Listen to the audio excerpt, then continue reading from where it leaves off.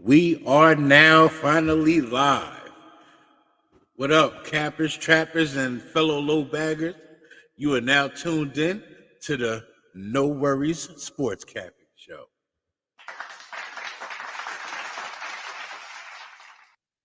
This is just a test run just to see how things go. Just wanted to quickly go over my NCAA basketball record. I don't have all my analytics together just yet, but I got my notebooks. You know, I got a little bit of everything together so far. You know, just starting out the gate. What up for my boy Jimmy the Bag from Betting with the Bag, Peter Lowshack, Clint from Die Hard MMA. You got Boston Nick, MMA Locker Room. You know, the whole crew. Shout out to you guys, and let's get started. You know, just briefly, my NCAA record is sitting at 220, 220 wins, 140 losses, and 4 pushes so far. And we're getting there. We're getting better. You know, I took a hit this weekend, went to the casino, took a mean hit, boy. Whew. I can't win on a Saturday or a Sunday for some reason. During the week, I'll hit good. Can't win on the weekend. But it's all right, though.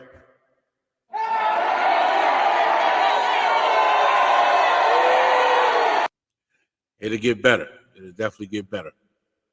But without further ado, let's dive in. Now, let me just grab my grab my pad. I've been looking at the lineups for tomorrow. Took a little dive into college basketball real quick. Let's take a look. See, first game up I was looking at was a 5 p.m. game. South Dakota at Air Force. South Dakota is 5-4, 2-5 at the spread, 2-5 on the over and under, and they're 0-3 on the road. Going to face the Air Force, who's also 5-4, 5-4 at the spread, 4-5 on the over under, and they're 5-2 at home. Now the Air Force is actually favored, giving South Dakota -3.5. But when you go back and look at when you dive into the record, you gotta go in a little deeper. Let's take a look at the head-to-head. Now, last time they faced each other was on November 11th, 2021, where South Dakota beat them 59-53. So by looking at that previous record and that lineup, and when you look at the betting public, the public is actually leaning at the Air Force, 74% from the public and 80% at the spread. Everything's leaning Air Force. However, I still see a discrepancy where South Dakota still might just come out on top. Now, South Dakota, when you look at the in-depth trends, it says that they're 5-0. The Coyotes are 5-0 last 5 overall. They're 5-0 in the under last 5 games following the at the spread win. They're 8-0 last 8 games following a straight up win. Everything seems to lean towards the under. And when we go back in and look at the actual line, the over-under set at 127.5. Now, I haven't seen, I don't have the other software up available at this moment to see if there was any current line moves. I haven't pulled up Vegas Insider or anything yet. But so far, I haven't seen any current line moves. However, I do see that the line is set at 127.5, and more than likely is going to trend to the under. So I'm actually looking at taking the South Dakota Air Force game on the under. I don't know if anybody else has joined the chat yet, but it's looking like nobody's joined in yet. It is kind of late. I'm broadcasting late. But yeah, I'm taking that game under. Moving forward, I'm not looking at any games with double digit spreads. I've learned to stay away from them. Next game up, I'm looking at Yale at Butler. Yale is actually getting 6.5. They're plus 6.5 at Butler, and the over-under is set at 132.5. Now let's see. Yale is 8-1, 6-1 at the spread, 1-6 on the over/under, and they're 2-1 on the road. However, Butler is 6-3, 5-3-1 at ATS. They're 4-1 on the over/under, and they're undefeated at home. It's kind of tough to look at the records and you look at them odds right there. Butler's undefeated at home. Question is, are they due for their first loss at home? We have to see. Now, there's no current meetings between these two. However, when you look at their last 10 games, well, it says Yale is 8-1 this season to start. So their last 8 games, Yale has beat Stonewood, they beat Howard, and they lost to Colorado on November 27th. They beat Vermont. Now, when you look at the level of competition, they're beating Division Division II and Division III schools. Now let's take a look at Butler's level of competition. Who they've played? They played Tennessee Tech, Kansas State. They beat Kansas State by a bucket, but they won. They lost to North Carolina State. They beat BYU. That was a tough game, and it was in neutral territory. They lost to Tennessee really bad. They lost 71-45. They got smoked. They beat Citadel. Can't really say too much about Citadel. They're not the same team that they once were last season, just a season ago. And they recently lost to Penn State back on November 14th. That was a close game as well. They could have probably potentially went to overtime. So it's a tough call on this one. If I was at my bookie spot in the bodega, if I was able to buy points on the college game, I'd buy like 2 or 3 points with Yale to see if they cover. But I'm still leaning Yale. I think I'm gonna take Yale with the points. I'm gonna lock that in. I'm taking Yale with the points. Next game up, we got Bucknell at LaSalle. LaSalle is giving Bucknell 4.5 points, and the over/under is set at 137.5. Bucknell is 6-3, 5-3 ATS, 4-4 on the over/under, and they're 1-2 on the road. LaSalle is 4-4, 4-4 ATS, 3-5 on the over/under, and they're undefeated at home. Another undefeated home squad. Now, when you dive in at the head-to-head, last time they played was December 18th, 2021. Bucknell beat LaSalle 82-70. That kind of has me look back at the history between these two, and it looks like Bucknell won a vast majority of those games, dating all the way back to 2010. It's been like a seesaw battle with these two teams. Now let's look at the level of competition Bucknell has played against. They beat NJIT, beat them by 16 points. Let's see. They beat St. Francis. They lost to Marist in overtime. Let's see. They beat Austin Peay. They beat Presbyterian, but they lost to Georgia and they lost to St. Peter's. Not too surprised about that. St. Peter's is my school. Can't really say too much on online live about how they're my school, but those that know me know. Moving along. The level of competition that LaSalle has played. Let's take a look. They beat Pennsylvania in overtime, 84-81. They lost to Temple, lost bad too by 16 in neutral territory. They beat Binghamton. They lost to Georgetown. They lost to Wake Forest. They beat Wagner. That was a tough game. And they lost to Villanova. So when you look at the level of competition, it seems that LaSalle has played the greater level of competition. However, I do believe that Bucknell has been playing some tough, gritty basketball over the past several games this year to start. And I overall like Bucknell better than LaSalle. So I'm going to go with the dog on the road with the road dog. I'm going to take Bucknell with the plus 4.5. Moving on to the next game that I like. UMBC at Columbia. Now, this road team is giving the home squad 4.5 points. The over-under is set at 148.5. Let's dive in. UMBC, they are 5-4, 5-3 ATS, 5-3 on the over/under, and 1-3 on the road. Columbus is 4-7, 4-5 ATS, 4-5 on the over/under, and they're 4-1 at home. Home record looks pretty good, but they're 0-6 on the road. So you know who to fade when they get on the road. Doesn't matter who they play.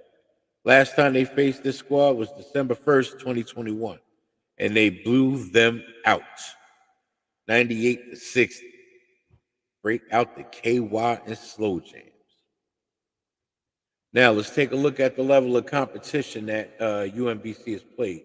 They beat Lehigh. They beat Compington by a lot, 109-82. They lost to Georgetown. They lost to NC Greensboro, both in which I will say were tough, gritty games. They lost to Georgetown by 9 points, 79-70. That was a close game. That could have went either way. They lost to NC Greensboro, 76-72. That almost went into overtime. They beat Coastal Carolina? I got to learn about some of these colleges. So many colleges, it's hard to pronounce them.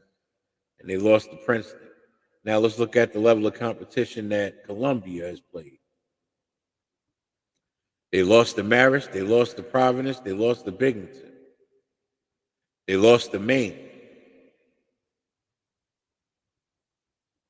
The other schools, I can't barely pronounce them, but they did beat them, and by large margin. Well, the last win on December 4th, they won 106-65. That's the biggest win in spread distance I've seen, at least since November 20th when they won against, I guess that's Sunny, Maryland. I'm not sure. I got to go back and look at the name of the school. Matter of fact, let me dive in. Oh, it won't come up. All right. They did beat them 96-44, though.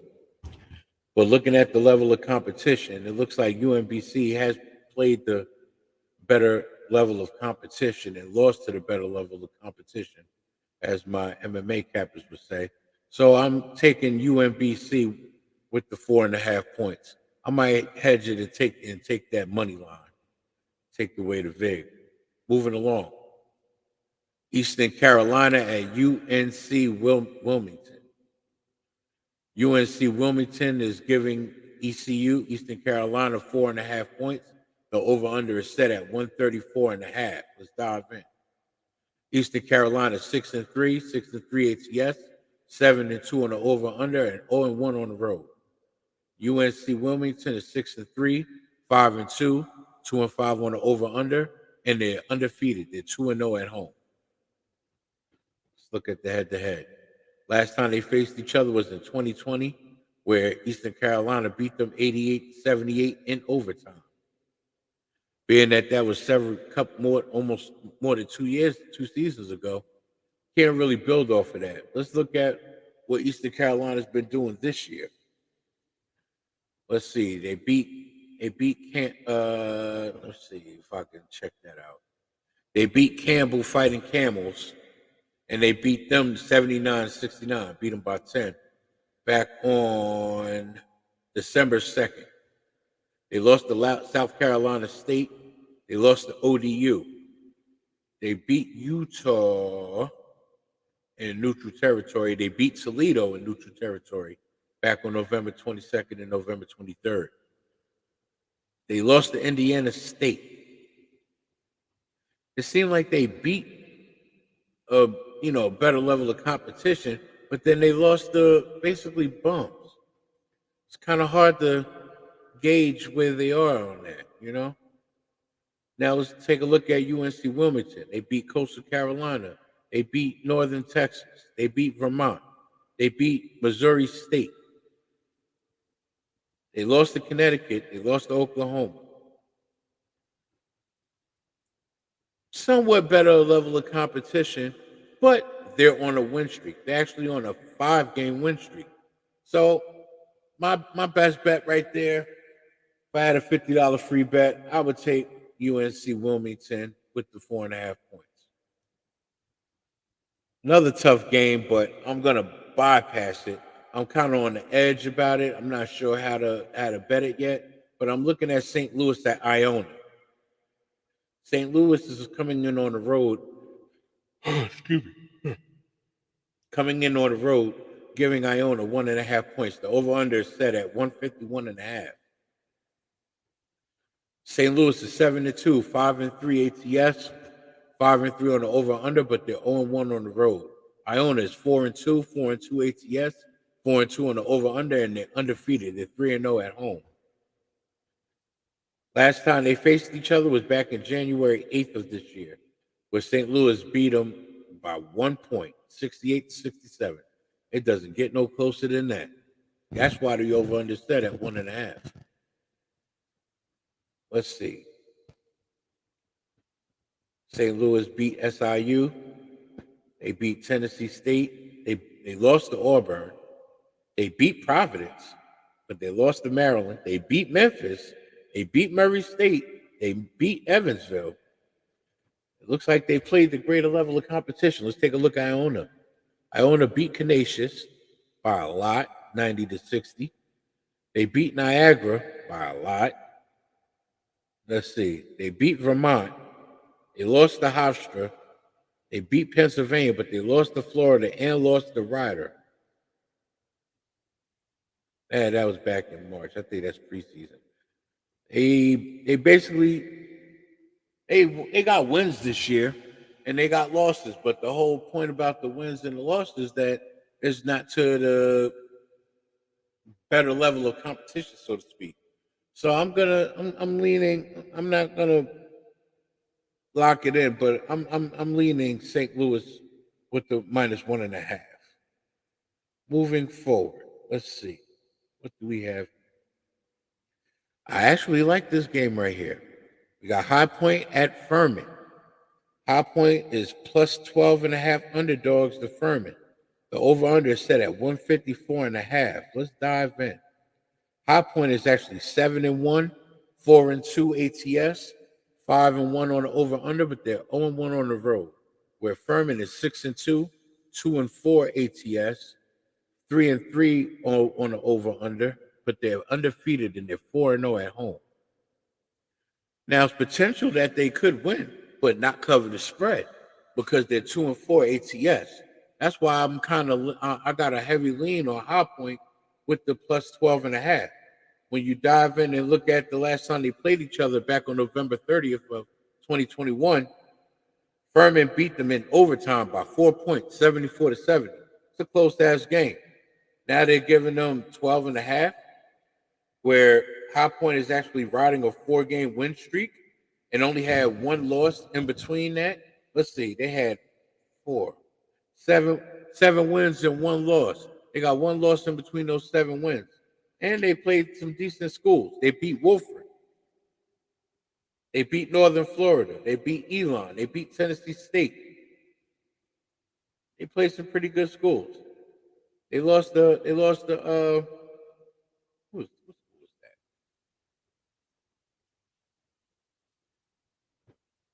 lost to the UNLV Rebels. Even the sun shines on the dog's ass. What can I say on that? It happens.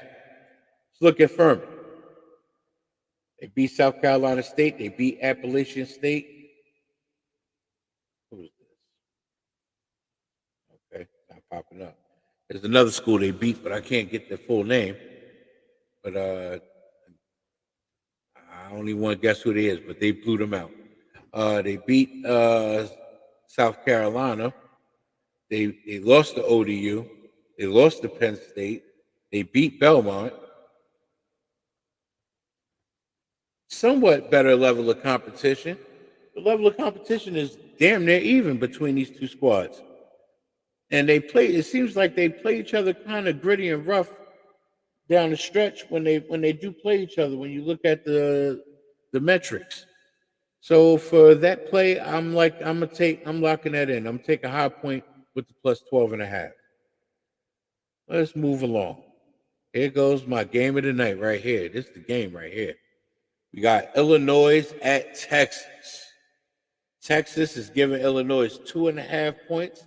The over-under is set at 140.5. We got the number 2 ranked Texas Longhorns playing against the ranked 17 Illinois Illini, whatever the hell however the hell you pronounce them. Let's load this up. The fighting the fighting Illini. Yeah, there we go. I was close. You got Illinois 6-2 overall, 5-3 ATS, 4-4 in the over/under, and they're playing the neutral territory. They're 1-1 in neutral ground. Texas is undefeated, 6-0, 3-3 ATS, 1-4-1 on the over/under, and they're 1-0 in neutral territory. Let's dive in. On the head-to-head, damn, the last time they faced each other was November 18th, 2010, where they beat them 90-84. Let's take a look at their last 10 games and look at the level of competition. Illinois has recently lost to Maryland back on December 2nd. They beat Syracuse on November 29th. They smoked Lindenwood 92-59 on the 25th. They lost to Virginia. They beat Monmouth. They beat Kansas. For the most part, they played a pretty decent high level of competition on the court. Now let's take a look at Texas. They beat Creighton. They beat Gonzaga. They lost to Purdue. Matter of fact, that wasn't even when the season started. Basically, the two highlights that I look at for Texas was them beating Creighton recently, and when they beat Gonzaga. I actually watched that game. That was a tough ass game. I was shocked. Like, Gonzaga is not the grade A team that they once were. When you take a deep dive and look at it, they're not the top team that they once were, you know? And it's kind of crazy when you break it down, because Gonzaga used to be that squad. Gonzaga was really once that squad. But yeah, so by taking a look at the metrics, just off of those two games alone, I'm inclined to take Texas either straight up money line or with the -2.5. But I'm definitely taking Texas.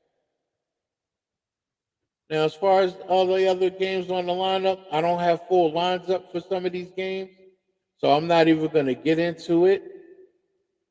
However, what I will do right now at this time, I'm going to move on to NHL. It's a little late, so I'm not going to recap last night. But what we're going to do is we're going to take a look at the Jersey Devils at home at the Prudential Center against the Chicago Blackhawks. The Jersey Devils is 24-1, 16-9 ATS, 10-13 on the over/under, and they're 9-3-1 at home against the Blackhawks, who's 7-13, 2-2, 13-11 ATS, and 14-10 on the over/under. They're 3-6-2 on the road. You got Vanacek versus Soderblom at net. Where Vanacek is he's 11-2-1 with 2.24 goal average. He only allows barely 2 goals per game, and he's at a .918 save percentage. Where Soderblom is 2-6-1-1 and gives up about 3.21 goals a game and only has .906 saves. And Vanacek also has 1 shootout under the belt. Let's take a look. Last time they faced each other was February 25th, where Chicago blew them out 8-5. I don't kind of go back and judge that last game because it was many months ago, and the Devils has been riding a hot streak where the Blackhawks haven't been producing much last 10 games. Let's take a look at their last 10 games. The Blackhawks is only 1-9 their last 10. They just lost to the Islanders 3-0. They just beat the Rangers 5-2. They lost to Edmonton 5-4. That was close. Back on November 30th. On the 27th of November, they lost to Winnipeg 7-2. On the 25th, they lost to Montreal Canadiens in the shootout. That was a close game. They lost 3-2. Dallas smoked them back on the 23rd of November 6-4. Pittsburgh beat them 5-3. Boston beat them 6-1, blowout. St. Louis smoked them 5-2. And then Carolina Hurricanes beat them 3-0. Even though they're a better hockey team than what it shows on paper, they're a fade. I have to fade them. Because when you look at the Devils' last 10 games, let's take a look. They just beat the Phillies 3-2. They lost the Nashville Preds in overtime. Can't really say too much about that game. They beat the Rangers 5-3. They beat the Capitals 5-1. They beat Buffalo 3-1. They lost to the Maple Leafs. Not a big surprise there, back on November 23rd. They beat Edmonton 5-2. They smoked Ottawa 5-1 back on the 19th. They beat Toronto in overtime back on November 17th, 3-2. So when Toronto beat them back on the 23rd, that was kind of like a revenge spot. And they was in Toronto. What you expect, you know? And they beat Montreal. So let's see. Last 10 games, 3, 4, 5, 6, 7, 8. The Devils is 8-2, they last 10. Just off those metrics alone, gotta run with the Devils. Now, how I take them is where it gets a little dicey, because I got many bets I like. I like taking them first period and the first period over 1.5 goals. I like taking them. I want to take them puck line full game. Also want to put a little sprinkle on the prop on FanDuel, where I take them money line at over 5.5 goals for plus 260. You know, there's a couple of spots I want to take them.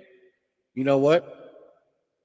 Fuck it. I'm gonna take them in. I'm gonna triple up, quadruple up. I'm gonna take everything I just said. I'm taking it. All right, moving forward. We got Columbus at Pittsburgh. This ought to be a barn burner, because Columbus, they're similar to Chicago, but they've been sneaking wins in here and there, and I've been paying close attention because I've been losing when they win. Because it's like I fade them, they show up and win. I bet on them, they shit the bed. It's like I can't win from losing when messing with these Blue Jackets. It's kind of hard. Columbus, they 8-13, 1-1, 10-13 ATS, 14-9 on the over/under, and they're 2-4-1 on the road. Pittsburgh, 13-8-4, 11-14 ATS, 13-12 on the over/under, 6-3-2 at home. You got Yari versus Merzlikins. Merzlikins is 2-5, giving up 4.74 goals a game with a .864 save percentage. Yari is 10-3-3, giving up only 2.86 goals a game, and has a 0.915 save percentage and one shootout under the belt. When you look at the head-to-head, the last game they played each other back on October 22nd, Pittsburgh beat them 6-3. Now let's take a deeper dive into that game. Columbus actually had scored 2 goals to open up the first period. So being that I like doing first period bets, I kind of see themselves repeating that same game, because you had Tristan Yari and Elvis Merzlikins at net during that game, and Columbus scored 2 goals. But then Pittsburgh clacked up and came back and gave them 3 goals in the second and in the third period. where Columbus only scored one and then none in the third period. So it's like the Blue Jackets come out hot and then they get smoked, but they always cash the over. So what I'm looking at in this game is the over 6.5 goals. I'm taking the over 6.5 goals. I'm liking the first period over 1.5. And I'm looking at Pittsburgh puck line -1.5. I'll be following you, Jimmy, with the -1 line and the -1 calculator and all of that. But if they could win by one and they have a history of winning by more than one, fuck it. Why not take 1.5? There's nothing to really debate and So I'm taking the Pittsburgh Penguins -1.5. And I'm also taking the over 6.5. And I'm also going to put a sprinkle on that first period over 1.5 goals. Let's see what else we got going on. Got Detroit Red Wings at Tampa Bay Lightning. Let's see. Tampa Bay, is the favorite. Got Detroit coming in at a whopping +188. Detroit Red Wings is 12-7-3-2, 12-12 ATS, 11-12 on the over/under, 5-3-2 on the road. Tampa Bay Lightning is 15-8-0-1, 9-15 ATS, 13-9 on the over/under. They're 8-3-0-1 on the road at home. You got Husso versus Vasilevsky. Husso is 10-4-2-1, giving up 2.58 goals a game with a .912 save percentage with 3 shootouts under the belt. Not bad. Vasilevsky, he's 10-7-0-1, giving up only 2.78 goals a game, and he's at a .901 save percentage with no shootouts under the belt. It's looking like from the goalie standpoint, it's looking like a tighter game than expected. This is not going to be no easy just fade Detroit against Tampa Bay. Let's take a look at the level of competition. Let's see. Out of the last 10, Detroit is 4-6. They lost to Vegas 4-1. They lost to Buffalo in the shootout 5-4. They lost to Toronto Leafs 4-2. Let's see. They lost to Anaheim back on November 15th, and they lost to the LA Kings 4-3. Now, their last win was just recently against the Blue Jackets. They won 4-2. Let's take a look at the Lightning.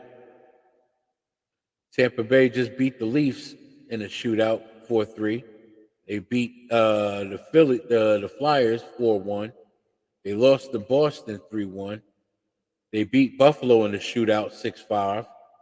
They beat St. Louis 5-2. They lost to Boston again 5-3. Kind of know who I'm taking when Boston faces Tampa Bay. Overall, I like the Lightning though. I can't go by the last time they played each other because it was back in April of this year, basically the preseason. So I can't really use that to gauge where they are. But what I can do is by looking at the metrics, the goalie lineup, and their record, what I can do is base that. And what I'll say is I'll take that first period under 1.5. I like that first period under 1.5. And then I like the Tampa Bay Lightning to get a jump on the goals. And taking a money line, they're -230. It's kind of heavy on the money line. But, on FanDuel, they got different props you could take. You could take the Lightning money line and under 5.5 goals for like a +360. I kind of don't like going under 5.5 goals, but I can see this game going under. Tampa Bay has been quite the under team this season. So I kind of tend to lean on the under. And it's at 6.5 goals. So I might look for an alternate line on that prop and take Tampa Bay Lightning money line Take Tampa Bay money line at under 6.5 goals. Next up, we got LA Kings at Ottawa Senators. The line's kind of almost at pick 'em. You got Ottawa at -14, Kings at -104.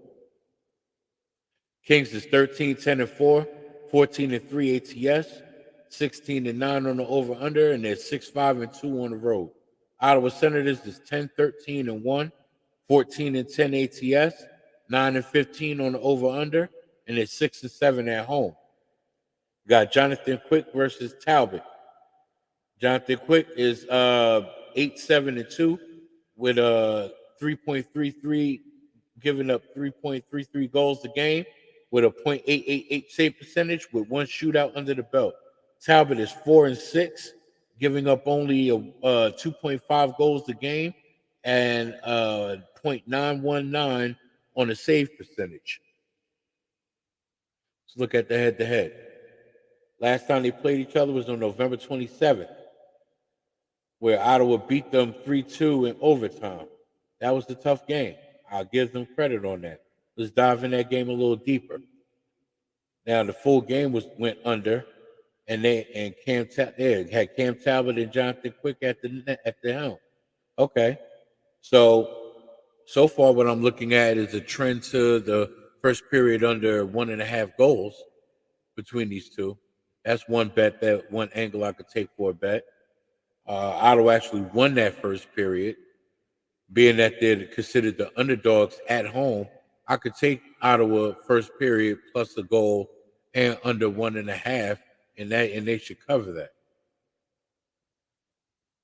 And you know what? That's pretty much what I'm gonna do. And then I'm gonna put a sprinkle on the full game under 6.5. Even though Ottawa has been going over overall, but it also depends on the level of competition and who they've been playing, because let's be realistic. Everybody that's good that they played, they got blown out by, and the games went over. Now, don't get me wrong. The Kings have been putting up goals. They could score.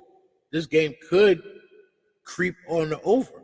But right now, from the metrics and the line and what I'm looking at, and the level of competition between these two last 10 games, is this game trends to the under. So I'm leaning under 6.5 goals full game. First period under 1.5 goals in Ottawa. First period plus a goal. Let's see. We got several games left. All right. Next game.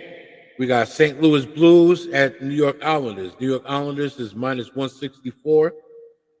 St. Louis Blues is a +136. Total over/under on this is 6 goals. St. Louis Blues is 11-14, 9-16 ATS, 15-8 on the over/under, and 6-8 on the road. New York Islanders is 16-10, 16-10 ATS, 12-14 on the over/under, and they're 9-4 at home. Okay, you got Greece at the helm against Sorokin. That's how I pronounce it for the Islanders. You got Sorokin, like a Hadouken. Yeah, Greece. I guess that's how you pronounce his name. Apologies for butchering the names up here. He's 2-3, giving up 3.57 goals a game with a .907 save percentage. And you got my boy Sorokin. He's 10-7. He's only giving up 2.17 goals a game, and he's .932 on a save percentage with 2 shootouts under the belt. Hold on, let me adjust these levels. Take some of this echo out. Thank you. Yeah, much better. Take that echo out of there. I kept hearing myself with an echo. Echo. Yeah. All right, let's take a look-see. Last time they played was on November 3rd. Islanders smoked them 5-2. Let's take a deeper dive in. The first period went under. The Blues actually scored the goal, but it was Jordan Bennington at net against Sorokin. And then the Islanders came and scored 4 goals in the second, and then they both scored 1 in the third. So that was a good game. So what I've been noticing and what's been trending with the Islanders lately is they have been going they have trended to the under. So I actually like the Islanders on the full game under, first period under, and full game money line. I wouldn't take a chance trying to take them with the first period minus a goal.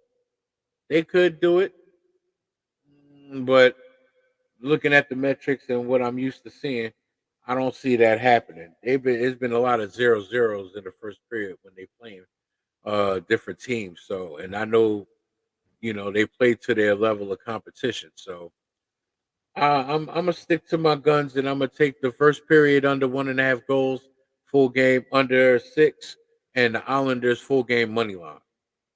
Moving forward, next game we got Florida Panthers at the Winnipeg Jets. To me, this is one of my favorite games because this year I like Winnipeg. Winnipeg, Winnipeg, Winnipeg. They have cashed for me.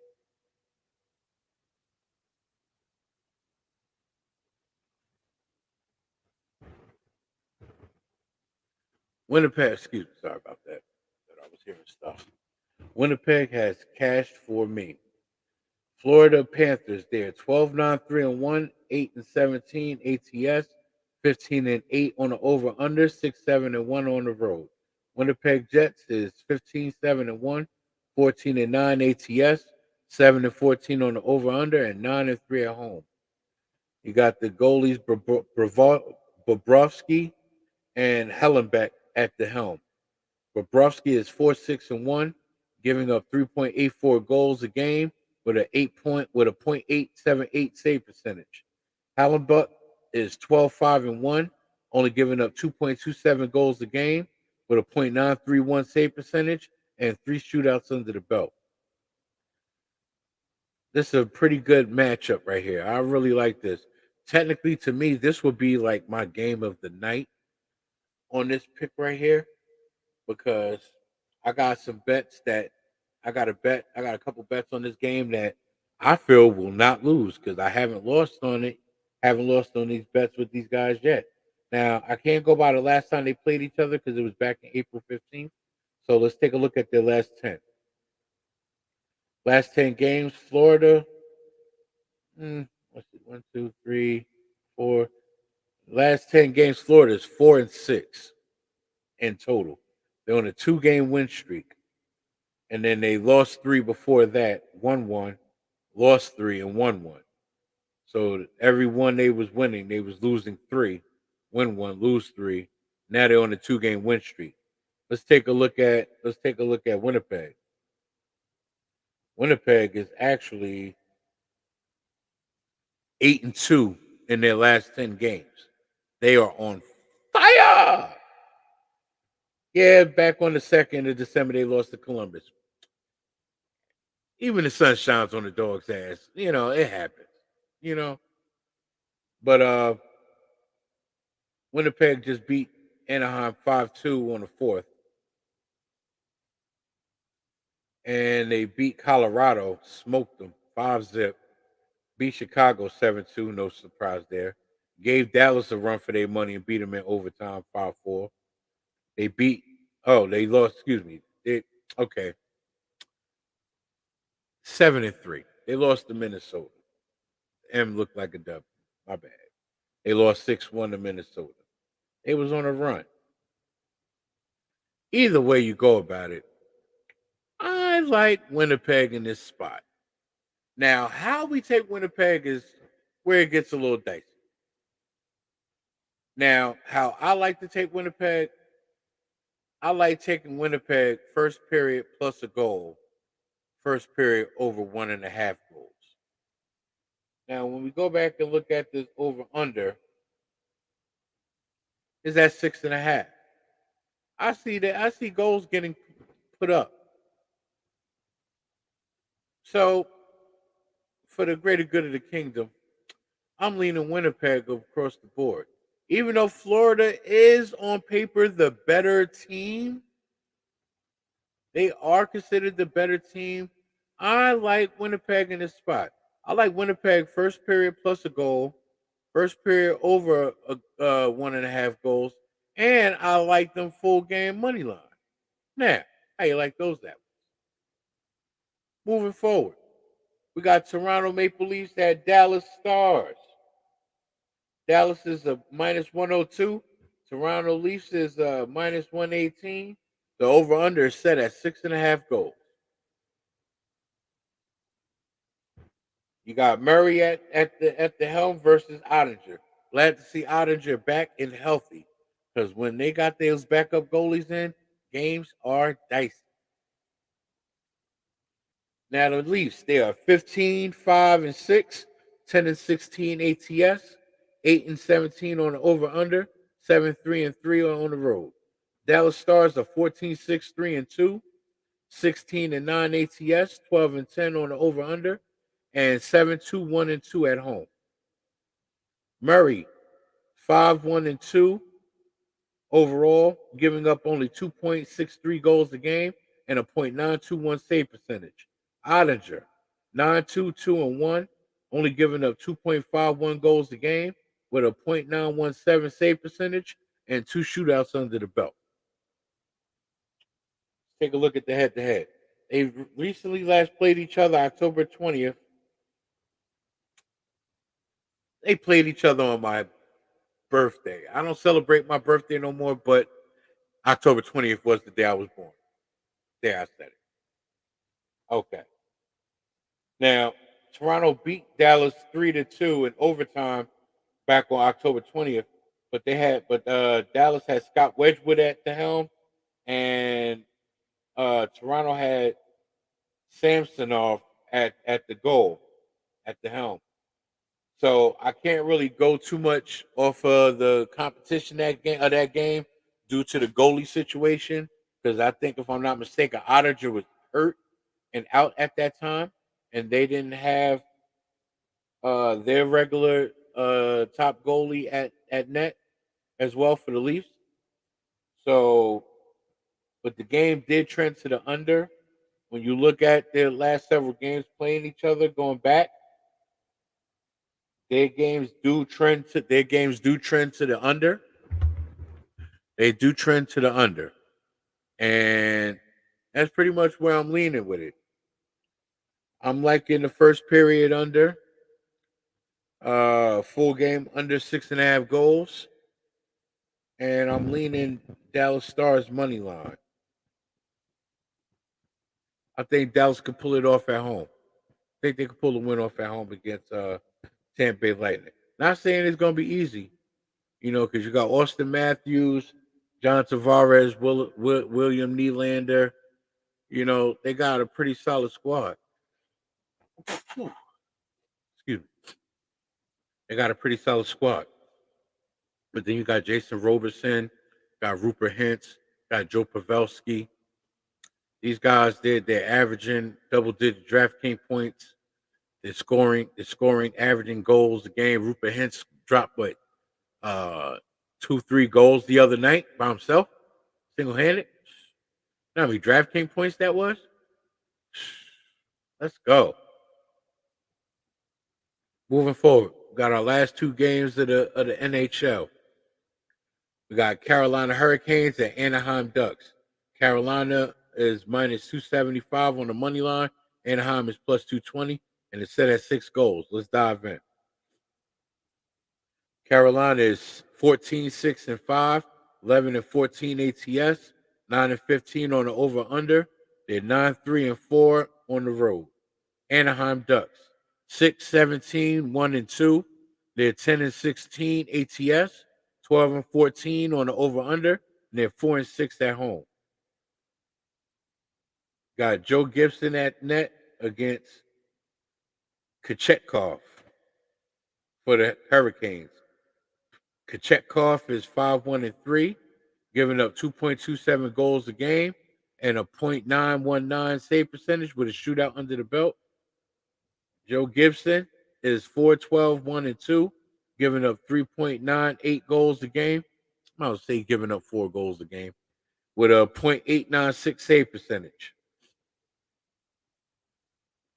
Can't go by the last time they played each other. It was back in April of this year, preseason. So let's look at their last 10 games and look at the who won the most. Let's see. Carolina, they're 5-5. Anaheim, they're 1-9. Last 10. And they're on a 7-game skid. They're on a 6-game skid. They're 0-6 right now. Last 6 games. So they are definitely trending in the wrong direction. Now, what I like about this game is a couple of spots you could take. Let's take a look. I like the full game under 6. I like the first period under 1.5 goals. I like Carolina first period minus a goal. I like Carolina full game puck line minus 1.5. Now, when we go to goal props, I like Sebastian Aho with the goal prop, and I put a little sprinkle on Svechnikov to score a goal as well. Those are my two top my two top scorers for the Hurricanes. Seth Jarvis, he's been playing good defense, got a couple of block shots throughout the game, but he has not been up to par like last season on the goal part. So he's averaging double-digit DraftKings points, but from other standpoints, not from scoring goals. Now, don't get me wrong, Anaheim Ducks suck bad, but I'll still take a stab at a goal prop for Troy Terry. Troy Terry is their top scorer for the Anaheim Ducks, and he's a solid player, and he's averaging double-digit DraftKings points every single time he hits the ice. So I would be a fool to not put a sprinkle on his goal prop. But I still say they lose and bad, and they still lose and the game goes under. They might lose 4-2. I'll take a push. But I still see it being like 3-2, 3-1, 4-1, 3-zip. That's why I said I'll put a sprinkle on the Troy Terry prop, because he has surprised and put goals up. But that's where I'm at with Carolina. First period and full game under. First period under 1.5 goals, full game under 6. First period minus a goal and full game puck line. Last game on the card for NHL. Montreal Canadiens against Seattle Kraken. Kraken is minus 230 on the money line. Canadiens plus 188. Over under set at 6.5. Now, when I first looked at this, I was about to jump and punch all over the Canadiens. However, they're on a back-to-back. They just played a tough as 4-4 going into overtime game, and they're on the road again. This got to be their third road game in the past week. So I know they're going to be tired. I know they're going to be overworked. And they still using Jay Allen for the goalie. So I know he's tired. I know he's gonna slip up and give up goals. I don't know. I might go with the Kraken tomorrow. Got the Canadiens 12-11-2, 13-12 ATS, 11-13 on the over-under, 6-5-2 on the road. Seattle Kraken 15-6-3, 15-9 ATS, 9-13 on the over-under, 7-5-2 at home. Got Allen at the helm. He's 7-9, giving up 3.51 goals a game with a .893 save percentage. And Grubauer, who became such a disappointment, and how far he's fallen from a season ago. He's 2-2-1, giving up 3.4 goals a game with a .868 save percentage. When you dive in and I can't go by the last time they played each other, it was in March, but that was a close game. But when you look at their last 10, look, they just all right. Canadians just lost to the Canucks 7-6 in overtime. They just lost to Edmonton a couple nights ago, 5-3. Those was home games. They beat Calgary. They lost to San Jose. They beat the Blackhawks and the Blue Jackets, but lost to Buffalo on the road. They beat the Flyers on the road in the shootout. Lost to Columbus and then lost to the Devils on the road. Their road record looking a little shaky. When you look at the Kraken, let's be realistic. They've been up and down within the past week, but these mofos have been getting proper rest. They haven't been playing consistently like every other team in the NHL. I don't know how the hell they've been pulling it off, but they have been a rested squad. You got Jared McCann, who's a beast, and I like his goal prop because he's a plus 220 or better every time. And you got Jaden Schwartz, who is another beast on the goal prop.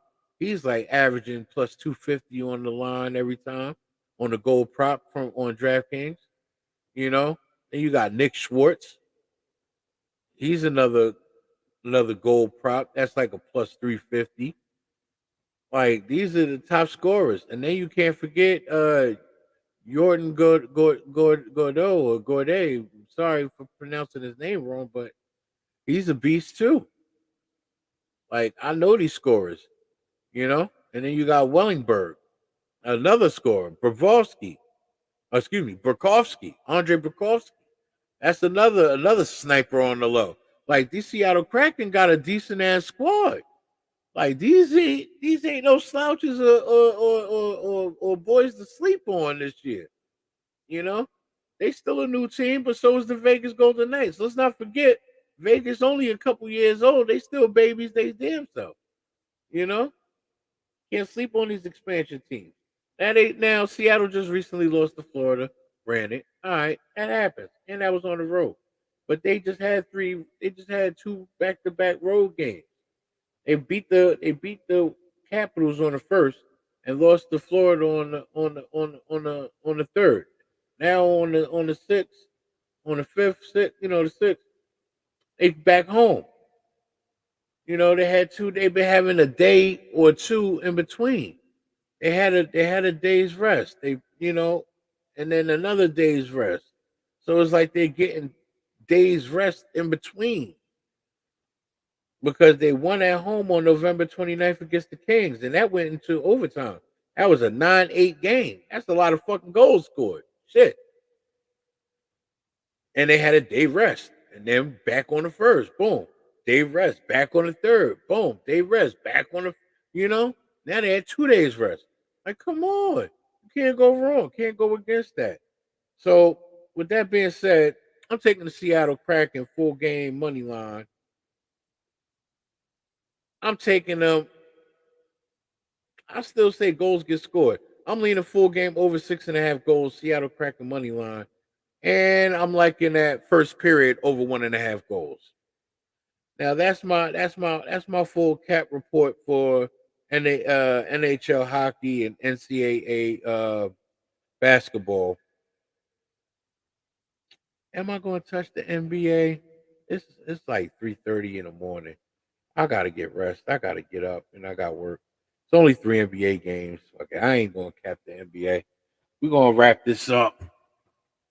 This was just supposed to be a test run, but I had a good time. Sooner or later, my boys is going to join me in the chat, and they're going to catch wind of me capping these games. And Lord allow it, the Pub Sports crew, they come and join me. And Lord allow it, I get to join them and become a part of the Pub Sports family. I'm already a part as far as being in the chat, but I really would love to be a part of the Pub Sports family and get down with Mike's pimp slap play of the day, and gas station plays, and razor sharp picks, gambler's first glance, and things of that nature. I really would love to join the crew, and thank you. Even though there's no live viewers in, thank y'all for tuning in. You're now introduced to the No Worry Sports Captain presents the Snuggy Report. It's the Snuggy. And I'm about to close the show out. Thank y'all for tuning in. Y'all have a good one, man. Leche. Hey, los bookmakers.